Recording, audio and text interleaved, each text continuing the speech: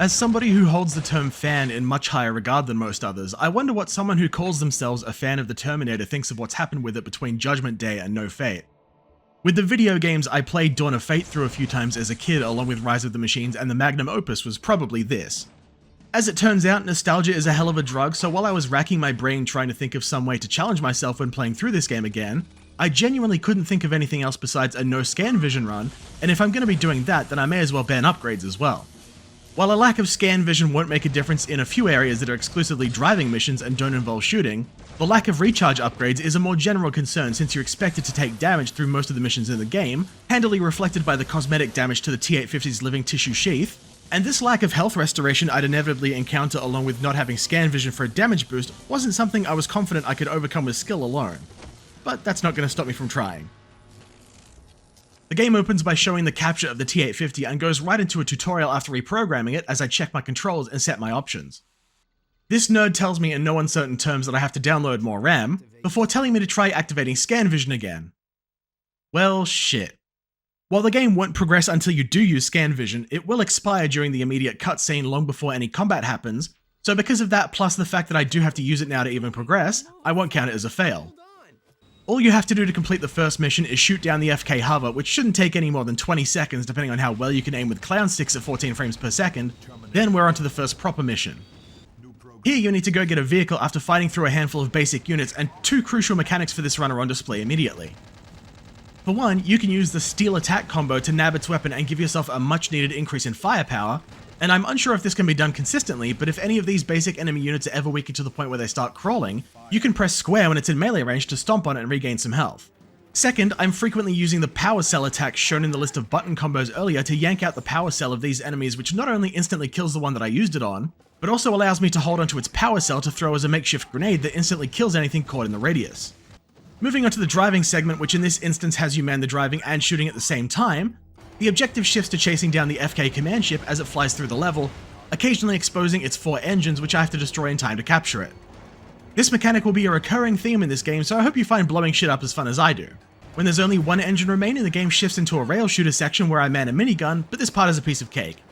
Just destroy all of the sentinels that shoot missiles at you, destroy the last engine when it's exposed, and you're done. The T-850 tries to do the Colonel Volgin thing of punching into a machine to take control of it, but he must have inserted his USB fist upside down in the first try because it detaches its outer shell and flies off. I put the first power cell I grabbed to good use here by blowing up a friendly TechCom soldier, and move up to man a plasma turret to fend off a small wave of attacking Skynet troops. If one tries to melee attack you in situations like this, you can just press X to have the T-850 grab the offending unit by the neck and yeet it into the firing line for an easy kill, and even a potential recharge. A nearby explosive lets me take out the last 2 units before I hop right into another rail shooter section to fend off a continuous onslaught of pursuers. Anyone the driver runs over can be booted off with a press of the X button, and anyone chasing you can be dealt with using the fuel trucks dotted along the road if you need them. Taking the upper path here triggers a unique set piece where you can use the passing helicopter to destroy some aerial units.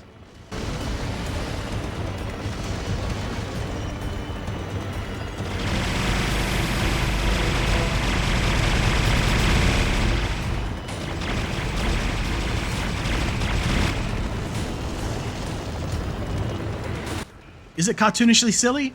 Yes. Is it fucking awesome? Also yes. Continuing on, I make sure to take as many high roads and alternate paths as I can so the enemies can't chip away at my health while also hitting a charge zone until it takes me to the next phase of the level. It's another rail shooter where you're firing a minigun from the side of a helicopter, but with an added RPG-7 toting soldier acting as my secondary fire, and 2 FK fighters to deal with. This part is easy enough, you're not in much danger of dying here as long as you shoot down the missiles, and the fuel trucks speed up destroying the FKs, so you shouldn't be here any longer than a minute. As soon as they're both destroyed, the mission ends and it's on to the last mission before going back to the past. Right from the word go, we start with a turret segment featuring more FK hovers and fighters, plus some T-900s approaching from behind to rudely interrupt my shooting gallery. You can use the fuel trucks here to speed things up, but I wasn't ever at a good angle to do that here. Regardless, clearing the coast starts another driving shooting section, and I can't tell if I took more damage than my frame rate here, but soon enough it's over, and I take an FK tank to shoot my way into the Skynet bunker. There are 3 reactors to destroy along with some other tanks around here that function as charge zones once they've been destroyed if you need them, which becomes a bit less useful if you take a cannon shot to the face beforehand. Right after that, it's on to yet another helicopter shooting section, into the bunker to destroy 3 more generators so I can continue chasing the FK command ship. it'll fire plasma blasts, which can also be shot down, and after destroying all 3 of its engines, the T-850 awesomes its way onto the top of the ship before punching through it.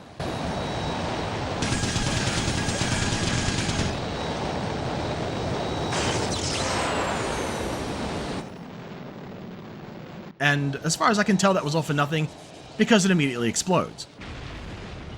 No idea what all that was for, but I got to blow shit up on the way to the time displacement chamber, and I now end this level and at the same time officially enter the 3rd movie.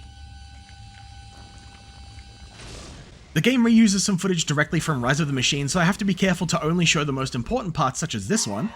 Then once I have my clothes, boots and motorcycle, it's off to chase the TX in a pickup truck. This is one of my favourite stages in the game, partially because it fills a gap that we just didn't see in the movie, and also because it has a unique failure condition that fits with the movie, and I find it to be a lot of fun to play around. The objective is to keep pace with the TX, but with her in a flashy sports car that's much faster than your pickup truck, you have to take shortcuts through the level or else you'll fall too far behind and fail the mission. If you're on the road for more than a few seconds, chances are there's a shortcut you've missed, so as long as you get most of them and don't crash or slow down too much, then you'll be alright. There are a lot of occasions where you have to take a side path to then take an otherwise inaccessible jump, and there's a few spots where you hit triangle to grab onto something, but a verbal description doesn't do these justice. Officer in need of assistance on Highway 49. Bakersfield Tower, this is 6263 Kilo, requesting to land. 6263 Kilo, request to land granted. Copy that, Bakersfield. Whoa, what the hell? Bakersfield, we're losing altitude and going down fast. When you round this corner, you'll catch up to the TX and the movie, and then move on to the streets of LA with a new set of wheels and that iconic shotgun in hand. This is the first occasion where this run's restrictions really start to kick up the difficulty, since the objective is not just to catch up to the TX, but also to shoot out all 4 of the tires before you reach a certain point in the map or face a mission failure. Most importantly, take this hidden path near the beginning of the level. It'll let you catch up to the TX much sooner and maximize the time you have to complete the objectives. To shoot out a tire, you have to shoot the TX on top of the vehicle first until she's momentarily knocked down, then shoot any of the 4 tires on the sides. Now on top of the van as the gunner, I have control over which lane John steers it to, which I'll be doing to take shortcuts as well as evade plasma and police cars. When the TX gets on top of the crane, you've got a short moment to shoot her down and then jump onto it to shoot the crane control. Do this 3 times and it's mission complete. The cemetery level has always been the funniest one to me because unlike the other levels where you go from point A to point B, you drive in circles knocking SWAT members out of the van that caters in a total of 5 times. You also need to make sure that the TX doesn't stay on the van for more than 10 consecutive seconds when she lands on it periodically, or it's instant mission failure, which can cost you the mission if you take the shortcut at an unlucky moment. In my experience, you don't actually have to worry about human casualties in any of these missions. I think it's just to tie into the second movie. On top of that, while it's counterintuitive, the best way to ensure that you don't take damage during this mission is to continually shoot at the SWAT van, because that prevents anybody from popping out the door and shooting at you. This mission takes some getting used to, and I'd say is one of the weaker ones, but once you get the cycle down, it can be finished in just over a minute. Behind the wheel of the freshly shaved hearse, the core mechanic here is to stun the TX by pressing X to shoot it when it inevitably jumps onto the hearse, and then get her off by driving under a tree branch or grinding her against a guardrail. The first one is timed fairly well for the player to easily stun her and then run her into a pipe, but the second one needs a bit of finesse to avoid taking unnecessary damage. Do something else!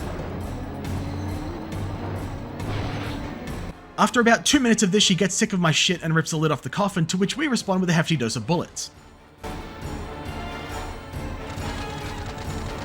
Take the wheel.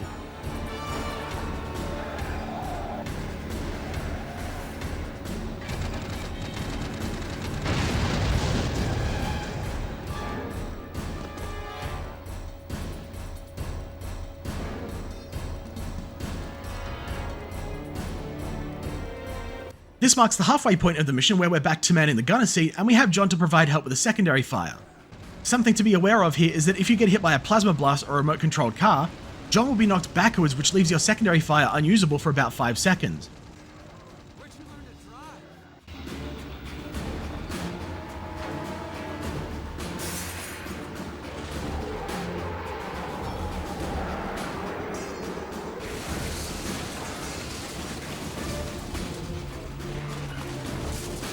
Why the fuck did I do that? Just in the nick of time, I managed to shave off the last remaining chunk of the TX's health bar, completing the mission and putting me onto the biggest deviation in the game's story. I'm going back to the future.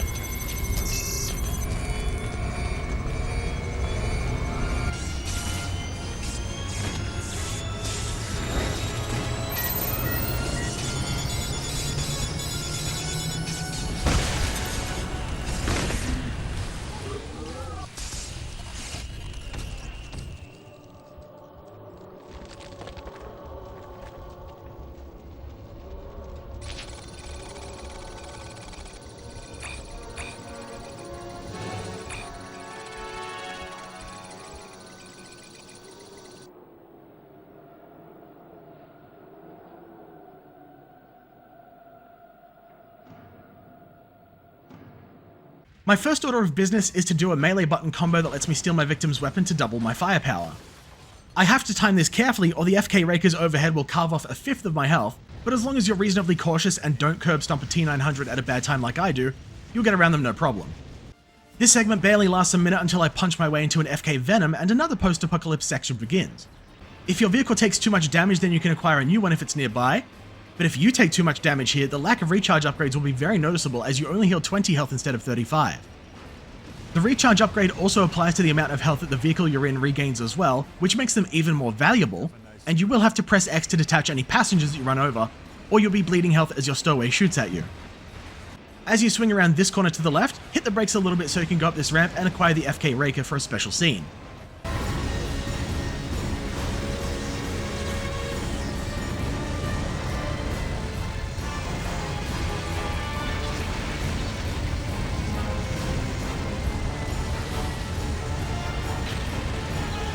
Directed by Michael Bay. You've probably noticed the counter on the right side of the screen. This is effectively your time limit, and don't let how slowly it's increasing fool you. We'll be moving from this to an on-rail shooter almost right away where that changes.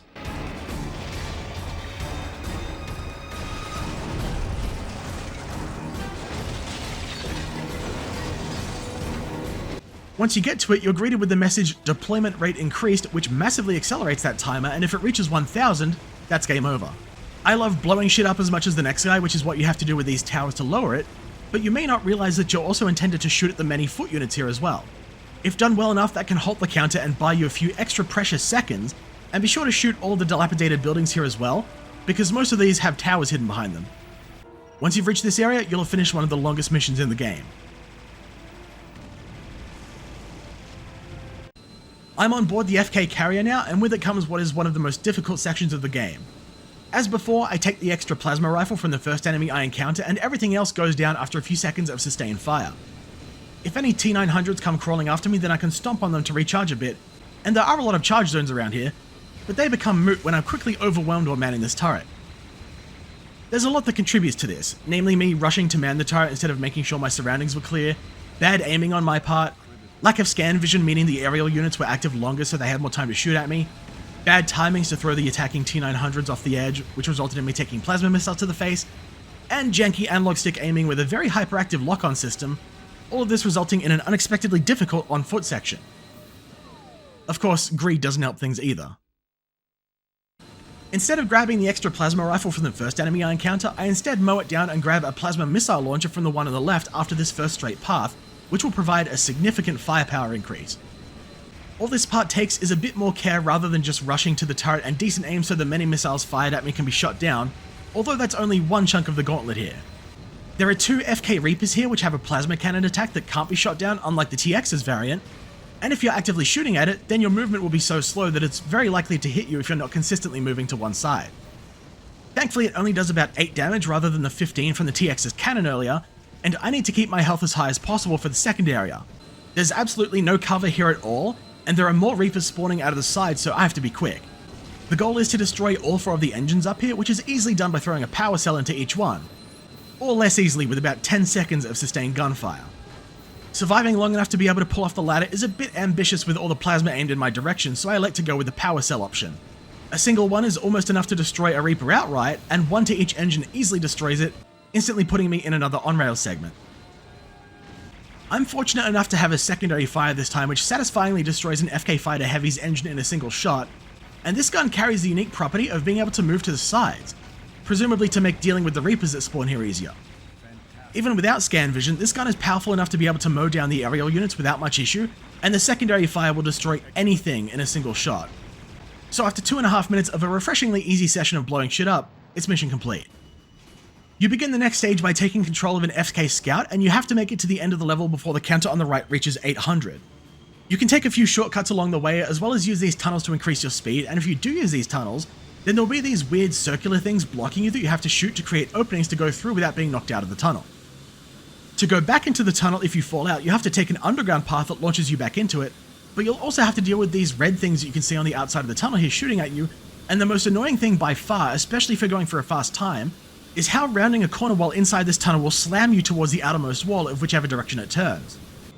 I always liked this stage when I first played this game, mostly because I really enjoy the driving sections in this as well as racing games in general, and I think teenage me needed to have his rose-tinted glasses shattered. This is the last mission before returning to the present, and oh boy, what a clusterfuck it is. Right from the word go, there are 6 tower locks that have to be destroyed here before the door will open, and if you don't know what you're doing, then this part can get confusing. It's fastest to pick one direction and destroy 2 locks visible from there, then turn around to destroy the 3 on the other side, and then turn around a second time to destroy the final lock. Do this right and you'll be facing the door that the FK carrier tries to book it through and be in the prime position to begin the chase. The goal here is to destroy all 4 engines on it before reaching a specific point in the level, and the catch is that you have to drive up to these higher platforms to expose them first. Once that's done and I take the prompt to acquire it at the end, it's onto a shoot 'em up with everything up to and including the kitchen sink being thrown at you at this point. It's easy to miss here, but you can hold down the secondary fire button to queue up firing multiple missiles at different targets instead of just always firing 2 missiles at one target. After crashing the carrier, I hop over to an FK Guardian, which I have to use to restore power to the time displacement doohickey.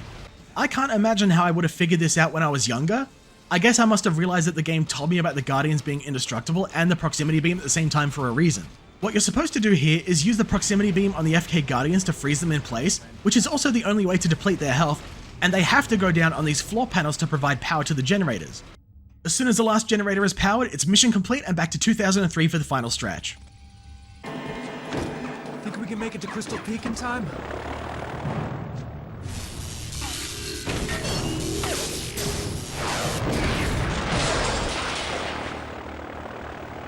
I'm back. At the CRS hangar, my job now is to escort John and Kate through the level, clearing out all the crap blocking their path through the buildings and wiping out everything that Skynet throws at me along the way. There's T-900s, T-1s, HK Ariels all shooting at a very squishy plane to protect, and unlike the player, there's no way to refill the plane's health, although you can choose not to destroy obstacles in their way to help stem the flow of enemies that spawn. You also can't damage the plane with your own gunfire, which is nice. The charge zones here all have to be revealed by blasting the doors off of these transformers as well if you need them, and the plane will need all the health it can get for this boss battle. The TX shows up as this level's boss commandeering a Harrier, and she'll periodically fire missiles at the plane while concentrating machine gun fire on you. You can use this crane hook to get a high angle which lets you set off these missiles for some hefty damage, but be quick because you only have about 7 seconds until falling back down to ground level. It's also good to use it right after you stun her, indicated by the Harrier spinning 180 degrees, because taking the crane hook puts you in a miniature cutscene for a few seconds, during which you can't shoot. Make sure to be wary of that, and as long as you're not already on the brink of death, you'll be fine.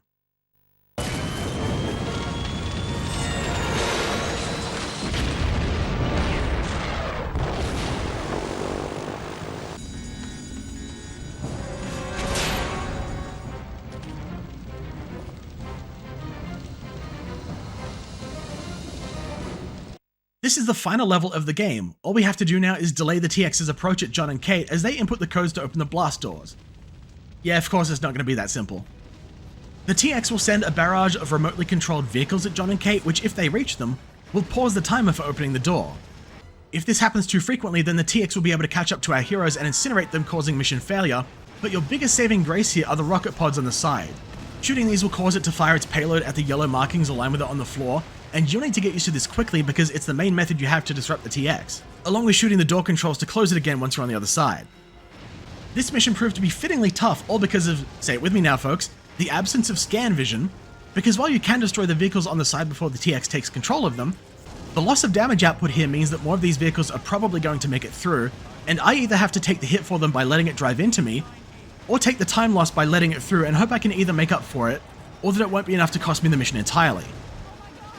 Striking the perfect balance between destroying vehicles it's yet to take control of, destroying ground vehicles that are headed towards our heroes, destroying helicopters that are shooting at me, and hitting the rocket pods to set them off and delay the TX is very tough to do and requires a lot of finesse. Not helped by the jankiness that aiming with clown sticks naturally is, the hyperactive lock-on system, and this frame rate. It's also worth pointing out that the only way to set off the pods is by using a rocket of your own, and the rate of fire on the rocket launcher is crap, so it's very easy to make a simple mistake and waste precious time trying to land a good shot on it. Once you've pulled this enough to get through 3 doors, a cutscene will hit you directly in the chest, which will move you to the last phase of the level. All that's left to do is acquire the TX before she reaches John and Kate and before my power cell destructs or something. I don't know, I always fail this mission by fucking up shooting the rocket pods on the sides. The TX will take over the tanks on the sides here, but your focus needs to be the rocket pods. These are the only way to stun the TX in this room, and there are 5 of them on alternating sides as she approaches. If you miss more than 2 of them, you're pretty much screwed, especially if you got hit by the tank cannons here, but once you pull this off well enough a single time, a triangle prompt is the only thing standing between you and the ending cutscenes.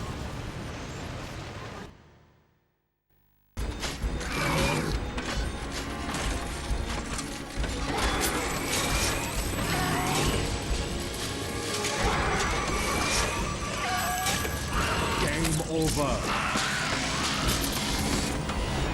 This game was easily my favorite Terminator game before the franchise went to shit for a while, but even after its recent comeback with some games that I've heard are quite good, I still found myself holding onto a strong sense of nostalgia for the redemption.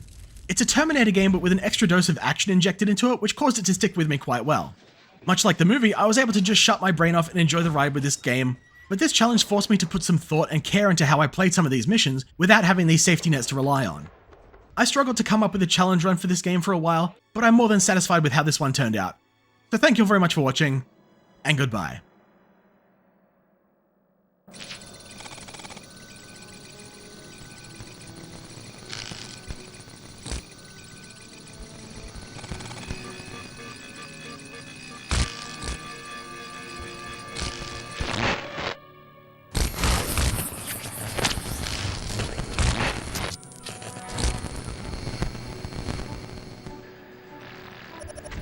Do you know who I am? John Connor, leader of the Resistance. What's your mission? To ensure the survival of John Connor and Catherine Brewster. Are your new systems coming online? All combat functions fully operational. I was hoping your resurrection could take place in happier circumstances, but it wasn't meant to be. We need you now.